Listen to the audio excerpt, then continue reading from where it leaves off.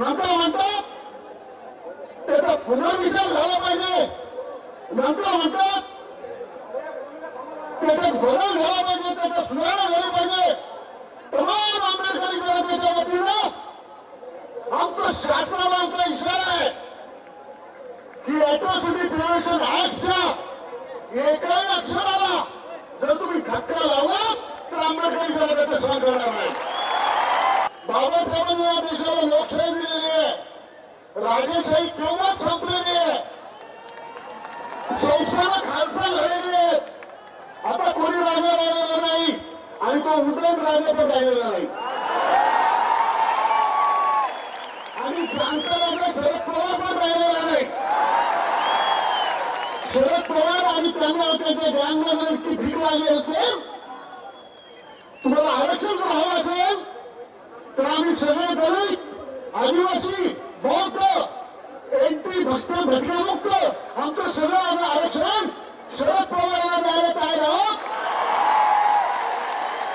मात्र शरद पवार आणि त्यांच्या समाजाला त्यांची सगळी जमीन ही दलितांना आदिवासी द्यायला।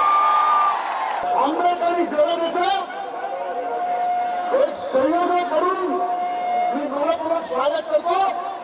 तुम्ही टळटळीत उन्हामध्ये उभे आहात, त्यामुळे माझं भाषण झालं की आपला हा मोर्चा आपण समाप्त करणार आहोत।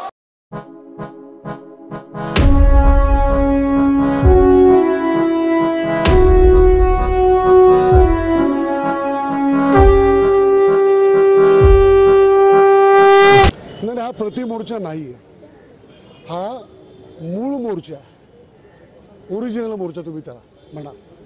कारण हा मोर्चा एक जातीय मोर्चा नव्हता। या मोर्चामध्ये दलित, बौद्ध, आदिवासी, इतर मागासवर्गीय, भटके विमुक्त आणि अल्पसंख्याक, धार्मिक अल्पसंख्याक मोठ्या संख्येने सामील झालेले होते।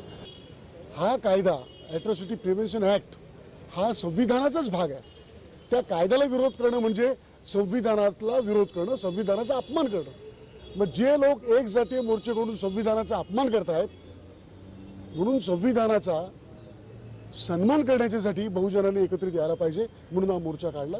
आणि तो मला असं वाटतं की अपेक्षेपेक्षा जास्त प्रमाणामध्ये यशस्वी झालेला आहे, हे ठाणेकरांनी पाहिलेलं आहे। त्या अर्थानं म्हणत नाही आम्ही अॅट्रॉसिटी ॲक्टची अंमलबजावणी अधिक कडक करावी असं म्हणतोय आम्ही। कारण जे काही मोर्चे निघाले त्या मोर्चांचं मुळात ध्येय काय होतं, हे नाशिकमध्ये आता दलित आणि बौद्धांच्या वरती जे अतिशय भीषण हल्ले झालेले आहेत ती त्याचीच परिणिती आहे। आमची एक अत्यंत प्रमुख अशी मागणी आहे की महाराष्ट्रामध्ये 52% तो इतर मागासवर्गीय जो समाज आहे त्याच्यामध्ये आगरी आले, कोळी आलेले आहेत, माळी आलेले आहेत, साळी आलेले आहेत। हा जो सगळा 12 बलुतेदार 18 पगड जातींचा हा जो कष्टकरी समाज आहे तो सुद्धा शेती व्यवसायाशी निगडित आहे।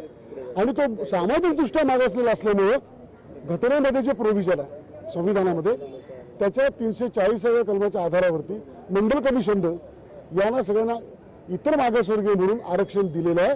त्या आरक्षणाला कुठलाच धक्का लागला नाही पाहिजे आणि कुठल्याही दडदांडक्या जाती समूहांनी त्यांच्या त्या आरक्षणाच्या टक्केवारीवर अतिक्रमण करता कामा नये, घुसखोरी करता कामा नये, अशी आमच्या मोर्चाची स्पष्टपणे मागणी आहे। अॅट्रॉसिटीच्या बाबतीत आमचं असंच म्हणणं आहे, त्याच्यामध्ये कसली सुधारणा करताय तुम्ही गणेश? आणि अॅट्रॉसिटी ॲक्टमध्ये त्याचा गैरवापर झाला असं म्हणतात। आम्ही मागणी केलेली आहे की एकूण अॅट्रॉसिटी प्रिव्हेन्शन ॲक्ट प्रमाणे किती गुन्हे नोंदले गेलेले आहेत आणि त्या ॲक्ट प्रमाणे किती खोटे गुन्हे नोंदले गेलेले आहेत त्याची श्वेतपत्रिका जबाबदारीनं शासनाने जाहीर केली पाहिजे। या सगळ्या मोर्चाचं नेतृत्व, याचं नेतृत्व जरी मी केलं असेल तर मी निमित्त मात्र आहे, परंतु या सगळ्या शोषित बहुजन समाजाच्या मनातली खतखत, तरुणांच्या मनातली खतखत, एकूणच सर्व समाजाच्या मनातली खतखत आज मोर्चाच्या रूपाने बाहेर पडलेली आहे। आणि शिस्त आम्ही सुद्धा पाळतो।